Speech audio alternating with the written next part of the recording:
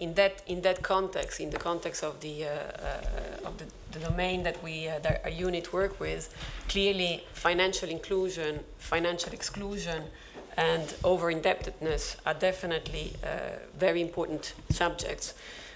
We deal with homeless people, with children in poverty, with the Romas, with active inclusion aspects, and is that bad? That's better? Okay, excuse me. And so when we look at these most vulnerable groups in the European Union, in society, that, as I said, the financial inclusion are really important. There's also the gender aspects, because obviously what we see is that there are more women that do not have access to a bank account than men. Financial inclusion is a multidimensional concept, which lies actually at the crossroad of many different policies. Social inclusion, consumer policy, retail financial services policies, only to name a few. And it is a cross-cutting issue that concerns many different topics, such as access to basic bank accounts, consumer and mortgage credit, professional and personal microcredit, prevention and rehabilitation of over-indebtedness.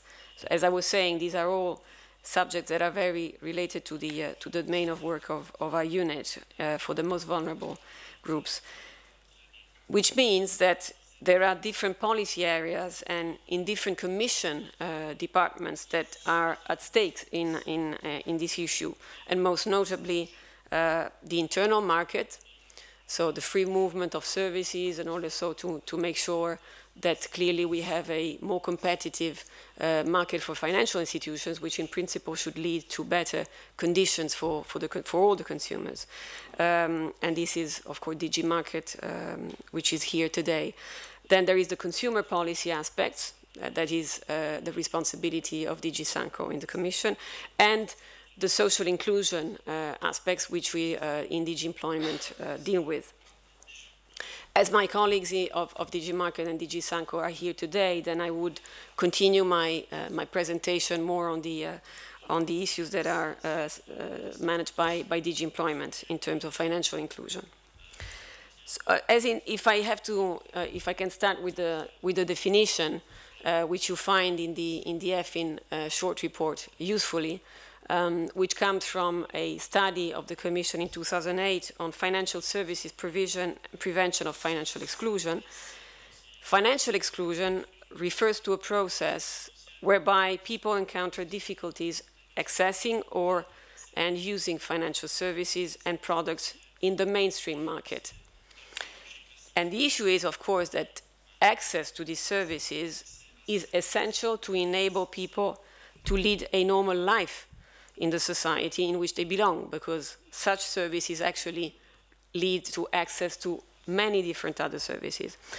Meaning that financial exclusion is part of a much wider social exclusion for most vulnerable people and groups lacking access to quality essential services such as jobs, housing, education, or healthcare. Therefore, financial exclusion carries a serious risk of social exclusion. And indeed, in many EU member states, having a bank account is a necessary condition for social inclusion, and this only increases with their financial systems becoming even more developed.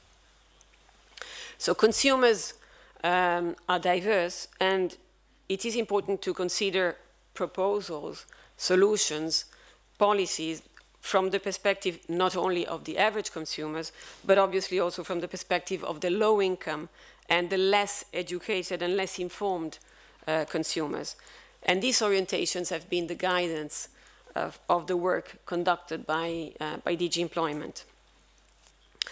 More specifically, financial inclusion and the key role of financial education, which Mrs. Meder also referred to, have been and are still one of the priorities of research and mutual learning of European projects financed by DG Employment, in particular through the Progress program.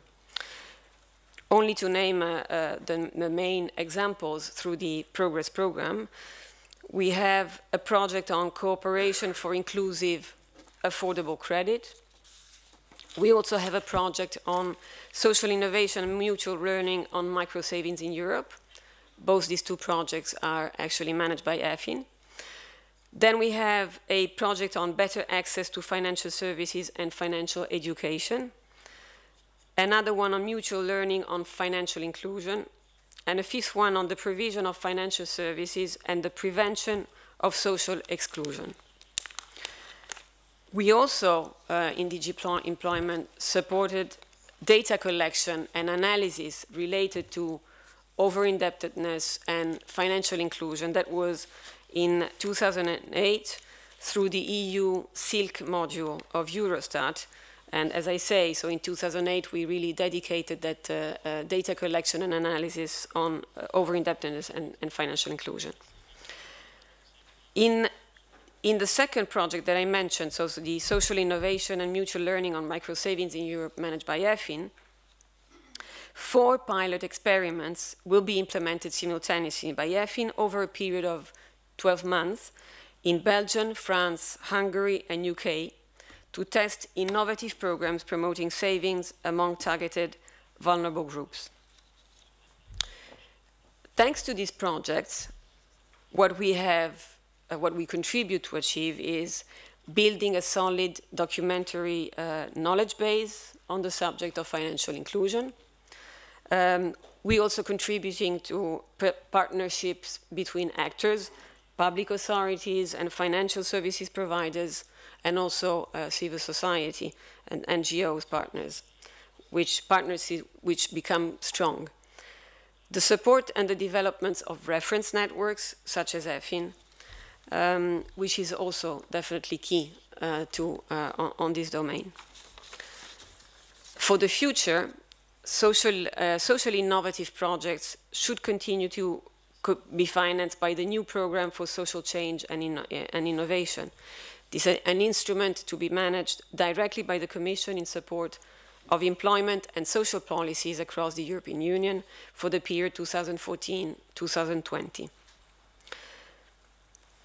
Apart from the progress projects that I mentioned, DG Employment has also contributed to the development of socially oriented macrofinance projects, microcredit and personal advice, as a tool for active inclusion. A number of microcredit providers that have signed contracts under the Progress Microfinance target, in particular vulnerable groups. So we target in particular migrants or ethnic minorities who are often part of the financially excluded groups in our society. And should you wish to have more details on the projects that we financed, that we do finance, or on the future perspectives, I should invite you to contact Cornelia Andrei in my unit. She's here today and she can liaise to give you more information on all these projects. Clearly, as also mentioned by the first speaker, the current crisis has added new dimension to the issue of financial exclusion.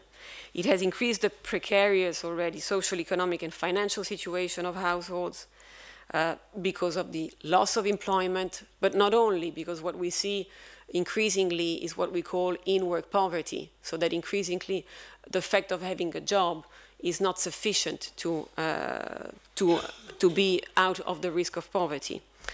So bringing household at the risk of poverty level or below the poverty level. And even without reliable figures so far, the cases of Greece, for instance, where we have homelessness on the increase.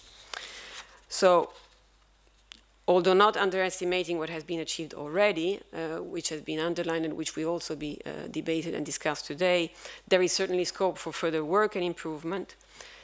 Because of the limitation of national frameworks, which we can help through the European project, and the need for more effective preventing and rehabilitative strategies to avoid lasting and long-term exclusion. One of the challenges in this area is now to try and mainstream the objective of inclusive financial markets in the ongoing regulatory reforms.